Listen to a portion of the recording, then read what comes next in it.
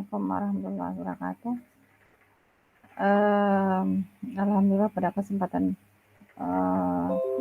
kali ini kita masih diberi kesempatan untuk bertemu berkebun dalam keadaan daring ya.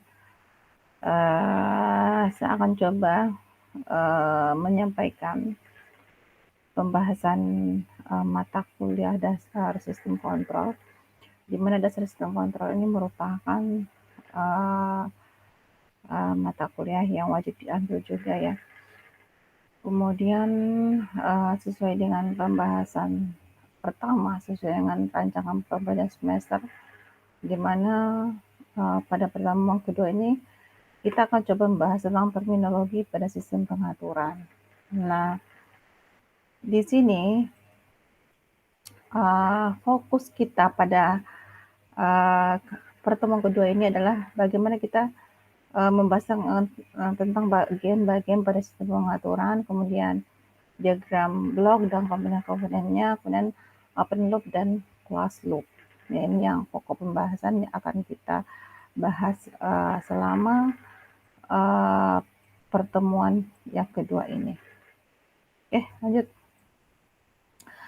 Nah, kita lihat bahwa ini adalah sebuah pendahuluan aja tentang mata kuliah dasar sistem kontrol, di mana ini sebuah gambaran ya kita bahwa di sini dapat dilihat bahwa sebuah gambaran tentang bagaimana sebuah pesawat penerbangan NASA dengan komponen sistem kontrol elektromagnetikanya. Jadi memang semuanya dikontrol ya, dikendalikan ya. Kemudian bagaimana sistem pengontrolannya gitu ya. Ini memang sudah harus kita bahas. Apalagi kita basicnya adalah dasar seorang teknik ya, teknik ya. Nah, ini komponen sistem kontrol elektromagnetisnya ya dikontrol ya oleh semua robot ya, semua dikendalikan oleh robot ya. Nah, kemudian di sini ada sebuah gambaran juga kita bahwa pesawat ulang-alik terdiri dari beberapa subsistem. Nah, ini semuanya berdasarkan sistem kontrol juga ya. Kalau kita lihat bahwa di sini, nah ini ada beberapa bagian ya. Ini semuanya dikendalikan oleh sebuah sistem pengontrolan gitu ya. Nah ini semuanya ya, mulai dari development radiatornya, kemudian SPB-nya, ECS-nya, kemudian body valve-nya. Nah ini semuanya dikendalikan oleh sistem pengontrolan gitu ya. Kemudian ini kita lanjut pada materinya tentang bagian-bagian pada sistem pengaturan. Nah, kita harus tahu bahwa bagian-bagian dalam sistem pengaturan itu kita harus tahu yang pertama yang harus dimiliki adalah sistem. Ya, sistem kontrol, inputannya apa, outputnya apa, plan-nya bagaimana. Nah, di sini sistem. Nah, sebuah susunan komponen fisik yang saling berhubung dan membentuk satu satuan untuk melakukan aksi tertentu. Nah, itulah pengertian sistem. Kemudian contohnya adalah tubuh, pemerintahan, ya, dan motor. Nah, itu adalah sebuah sistem. Ya, dia saling terhubung ya, dan membentuk satu kesatuan untuk melakukan aksi tertentu. Kemudian kontrol. Nah, kontrol ini di sini mengatur, mengarahkan, dan memerintahkan bagaimana dia bisa mengatur, mengarahkan, dan memerintah. Kemudian ada input atau set point reference ya, respons sistem yang diinginkan bagaimana. Kemudian outputnya bagaimana, respons sistem sebenarnya bagaimana yang kita inginkan. Plan-nya objek yang dikontrol itu apa, plan objek yang dikontrol apa, gitu ya. Kemudian di sini ada sebuah contoh sistem kontrol elevator. Di sini yang awalnya lift, awal dikendalikan oleh tali tangan atau operator lift ya. Di sini tali dipotong untuk menunjukkan rem pengaman sebuah inovasi di awal lift. Ya, jadi dipotong ya. Kemudian dinaik turunkan gitu ya. Nah, kalau zaman sekarang menaikkan Grand Prix di Paris itu digerakkan oleh satu motor ya, dengan masing-masing mobil mengimbangi yang lain. Saat ini elevator sepenuhnya diotomatis menggunakan sistem kontrol untuk mengatur posisi dan kecepatan. Benar ya? Nah, ini sistem yang awalnya munculnya lift itu ya dari sini ya. Jadi cuma uji coba dengan menaikkan dan menurunkan gitu ya, dengan menggunakan seulas tali. Kemudian sekarang kan semua sistemnya udah pengontrolan semua gitu ya. Dan sistem lift ini udah banyak ya digunakan dimanapun kita berada. Saya rasa mah lift ini tidak sebuah perangkat canggih yang asing lagi buat kita. Kemudian kita bahas sedikit tentang sistem kontrol elevator. Di sini tadi kita bahas ya bagaimana menaikkan dan menurunkan barang misalkan ya. Nah, inputnya lantai 4. Misal kita mau tujuannya ke lantai 4, output elevator respon, lantai yang dilewati elevator. Transient respon dan steady state respon. Steady state errornya bagaimana. Jadi untuk mencapai level yang kita inginkan, misalkan inputnya lantai 4 ya, nanti keluarannya pasti kita pengennya di lantai 4 gitu ya. Tapi terkadang ada aja yang error gitu ya. Terkadang liftnya tidak berjalan dengan sempurna gitu ya. Kemudian bagaimana perjalanannya dari lantai 1, lantai 2 dan seterusnya gitu ya. Nah, ini seharusnya dia akan stabil, state of the response. Jadi harus stabil gitu ya. Nah, kemudian di sini ada diagram blok komponen-komponennya. Kita bahas tadi ya, yang namanya tadi ada input misalkan ya, ada plan ya, apa yang dikontrol, ada outputnya bagaimana yang kita inginkan gitu ya. Ini adalah sistem kontrol juga, ada input ya, ada plan juga di sini nih. Outputnya apa? Tapi ada feedback, ada yang ada di sini ya. Kemudian di sini juga nih 1, 2, 3. Nah, di sini ada blok diagram yang ketiga, ada input, output, sensornya apa ya. Kemudian dimasukkan ke plan ya. Terus kemudian keluarannya bagaimana, apa yang kita inginkan, kemudian akan dikembalikan ke outputan sensornya tadi. Output sensornya apa? Yang kita inginkan di sini apa? Gitu ya. Kemudian blok yang ketiga ini dapat dilihat ada input sensor, kemudian ada di sessionnya juga ada kontrol di sini ya. Controllernya bagaimana, pengaturnya bagaimana, dan aktuatornya, penggeraknya bagaimana, dan plan atau prosesnya bagaimana, kemudian outputnya bagaimana. Kemudian akan di-feedbackkan lagi ya menggunakan output sensor yang kita inginkan. Apakah ada error atau berlebih atau bagaimana, dia akan melaporkan lagi ya. Apakah sudah sesuai dengan diinginkan atau tidak gitu ya. Nah, ini ada sebuah diagram blok dan komponen-komponennya. Nah, ini ada sebuah error detector, komparator ya, ini sebuah controller, sinyal kontrolnya bagaimana, kemudian aktuator, penggeraknya ya, kemudian variabel yang dimanipulasi bagaimana ya, plan prosesnya bagaimana, variabel yang dikontrol itu apa ya, apakah tidak sesuai dengan apa yang diinginkan ya. Nah, ini akan dideteksi oleh sensor ya. Sensor ini akan mengumpan-balikan ke detektor komparator tadi. Ya ada, udah sesuai apa belum. Kalau belum dia akan terus berputar ya. Kalau udah sesuai baru dia akan output variabelnya bagaimana. Apa yang kita inginkan, misalkan dia kayak terjadinya lift tadi ya. Lift itu kan dia pengennya ke inputnya lantai 4. Nah, bisa jadi nanti dalam seiring jalan dia akan berhenti di lantai 2, lantai 3. Nah, error itu apa yang mempengaruhinya ya? Dia akan selalu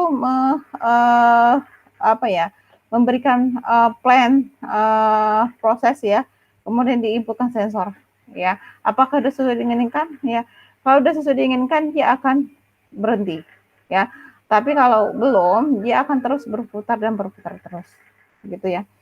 Nah, kemudian ini adalah diagram blok dan komponen-komponennya. Ini adalah variabel yang dikontrol, variabel aktor yang diawasi dan dijaga pada nilai tertentu yang diinginkan di dalam proses. Kemudian variabel yang diukur, kondisi dari controller variabel pada saat tertentu dapat mengukur. Kemudian sensor, mata, ya, contohnya mata yang paling gampang sekali adalah dengan kita adalah mata.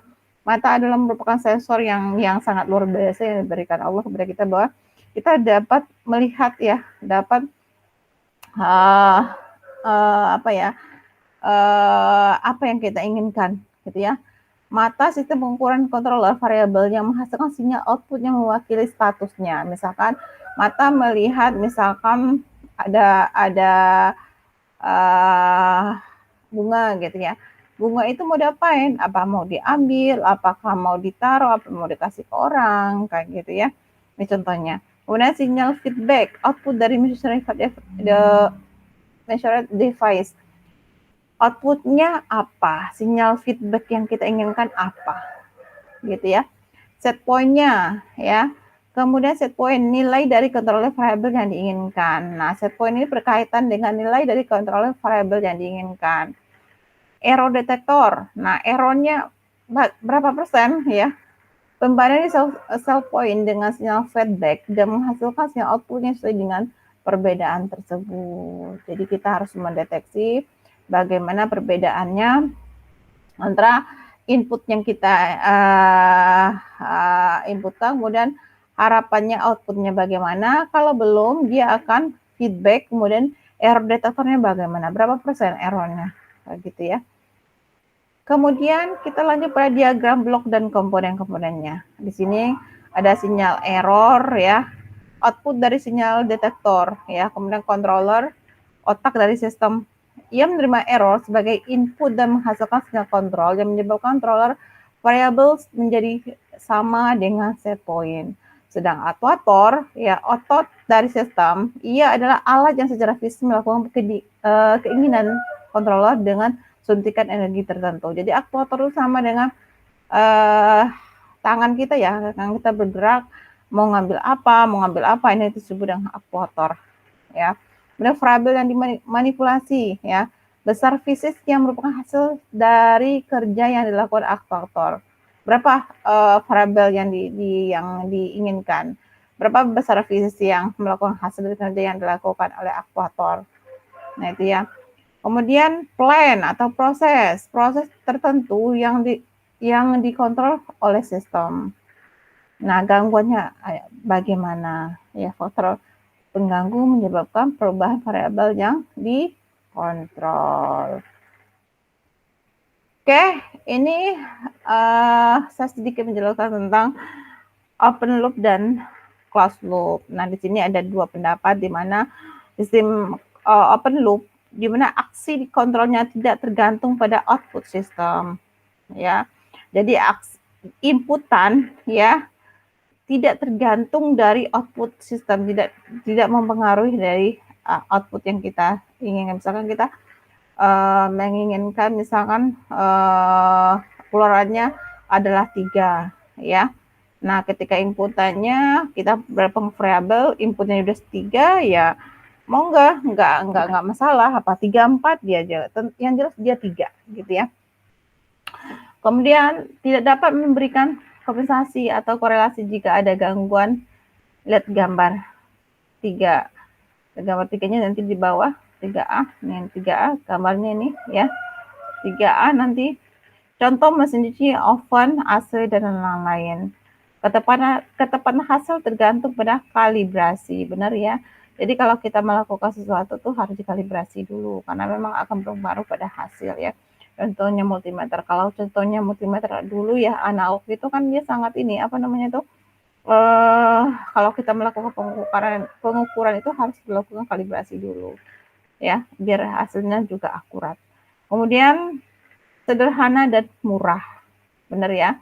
Jadi sederhana dan murah. Jadi dia tidak ini sistem pengontrolnya sangat apa adanya, gitu ya. Kemudian sistem kontrol closed loop, aksi kontrolnya tergantung pada output sistem melalui feedback ya. Jadi kontrolnya itu tergantung dari output dari sistem ya. Tergantung dari feedbacknya. Kalau dalam kehidupan sehari-hari itu bagaimana sensor mendeteksinya, tergantung sensor itu yang mendeteksi ya. Hasilnya tergantung dari sensor yang mendeteksi, misalkan mendeteksi geram, mendeteksi suhu atau mendeteksi cahaya dan segala macam ya. Kemudian mengatasi kelemahan sistem open loop karena bisa memberikan korelasi saat pada gangguan. Jadi dia bisa mengatasi kelemahan dari sistem open loop. Open loop itu kan apa adanya. Misalkan hasilnya 3 ya 3 aja gitu ya. Tapi kalau closed loop ada umpan baliknya. Umpan balik ini memberikan korelasi saat ada gangguan ya. Mungkin terjadi overkoreksi sehingga sistem justru menjadi tidak stabil. Benar ya. Jadi ya over korelasi dia terus sampai dia hasil yang diinginkan sesuai dengan apa yang diinginkan. Korelasi kompleks dan mahal karena komponennya lebih banyak, benar ya. Dia membutuhkan beberapa sensor untuk mendeteksinya. Pergerakannya sudah sesuai apa belum, gitu ya. Dia banyak melibatkan sensor dalam pengontrolan. Kemudian ini open loop sama sistem loop tadi ya, dia ini perbedaannya ya kita lihat ya. Nah, coba dilihat di sini ya. Dia gangguan misalkan input transducer, controller. Nah, disertnya summing junction-nya ya proses simpelin apa adanya ya, summing junction-nya apa adanya gitu ya. Ini outputnya keluaran. Kemudian kalau dia open loop, dia input reference-nya input transducer-nya apa, kemudian controller-nya bagaimana, kemudian prosesnya output-nya bagaimana, kemudian akan diumpan balikan menggunakan sensor ya, feedback pad ya. Nah, dia menggunakan sensor ya untuk mendapatkan hasil sesuai dengan yang diinginkan. Jadi memang agak ribet sih sebenarnya ya, agak ribet sih. Karena tapi hasilnya lebih baik dari open loop ya. Dia sesuai dengan apa yang kita inginkan, gitu ya. Nah, apa yang kita inginkan itu sesuai dengan objek yang ditangkap oleh sensor, gitu ya. Kemudian nih contoh closed loop dalam sebuah ini ada sebuah antena misalkan konsisten layout detailnya ya ini adalah potensiometer dan potensiometer ini adalah sebuah difference amplifier dan power amplifiernya. Dia memiliki sistem ini, kemudian dia ada motor untuk mengendalikannya ya kecepatan ini ya. Nah, konsep sistemnya ya ini dia memutar apa adanya, tapi ini dikontrol oleh motor gitu ya. Gitu. Jadi pencariannya itu berdasarkan input dan sensornya gitu ya. Kemudian ini ada contoh closed loop ya. Closed loop itu dia diinputkan oleh beberapa sensor ya. Variabel outputnya tergantung dari variabel sensor yang tadi sesuai dengan output yang sesuai yang kita inputkan ya. Kemudian ini sebuah apa ya? Mungkin sebuah latihan buat di rumah ya.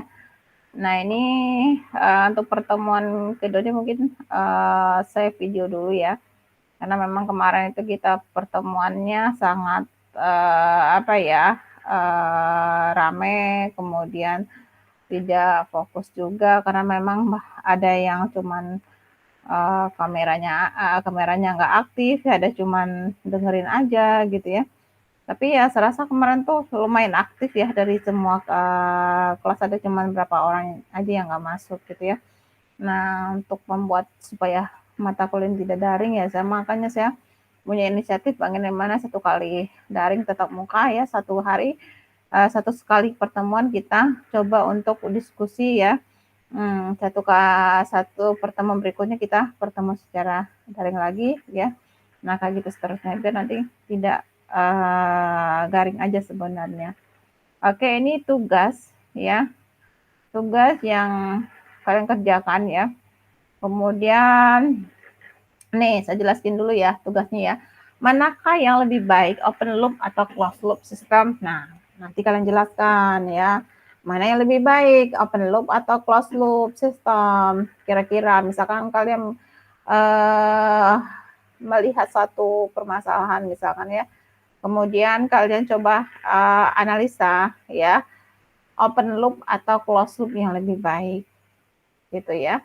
Kalau open loop atau closed loop, buat mesin cuci open loop dan closed loop, ya. Buat mesin cuci open loop dan closed loop, mesin cuci itu kan ada yang manual, ya, ada yang udah closed loop, ya. Nah, coba kalian analisa. Kemudian buat pengaturan suhu ruangan open loop dan closed loop. Ya, kalau kita buat pengaturan suhu ruangan nih, AC dihidupkan ya, kemudian bagaimana pengaturannya gitu ya. Kemudian kalian gambarkan ya dengan menggunakan diagram open loop dan closed loop ya. Kemudian tentukan komponen-komponen sistemnya, input, output, plan, transducer, dan controller. Misalkan di sini contoh kasusnya adalah orang menunjuk benda. Misalkan dia menunjuk benda apa? Misalkan dia menunjuk motor, ya. Nah, kalian gambarkan inputnya apa, outputnya apa, plan-nya apa, transducernya, dan controllernya apa. Kemudian orang yang mengendarai mobil, ya, kalian bayangkan orang yang mengendarai mobil, ya megang setirnya, harus mau fokus ke depan, nengok kiri kanan, kakinya tetap pada kopling, terus kemudian remnya dikendalikan ya. Nah, kalian analisa itu yang mana inputnya, output, plan, transducer, dan controllernya. Kemudian robot yang ngambil barang, ya. Robot pengambil barang ini banyak ya contohnya ya di industri ya sebenarnya ya. Nah ini misalkan ngambil ya inputnya apa, plan-nya bagaimana, transducernya bagaimana, controllernya bagaimana, ya. Sistem pengaturan level airnya bagaimana. Nah ini sistem pengaturan level air misalkan dia menggunakan inputnya apa, outputnya apa, plan-nya apa, transducer dan controllernya bagaimana. Gitu ya, ini tugasnya ya. Kemudian ini latihan, kalian analisa ya. Ini sebuah gambar ya. Ini adalah sebuah motor ya. Ini ada set point-nya, differential arm-nya, ini adalah sebuah IC ya. Power ampli-nya bagaimana, kemudian ini motor ya dikendalikan ya. Ini untuk menggerakkan roda-roda yang ada di sini ya. Ya kalau dalam pabrik itu menggerakkan bagaimana ini berjalan dengan stabil gitu ya. Ini ya diatur ya sesuai dengan input referensial IC ini ya.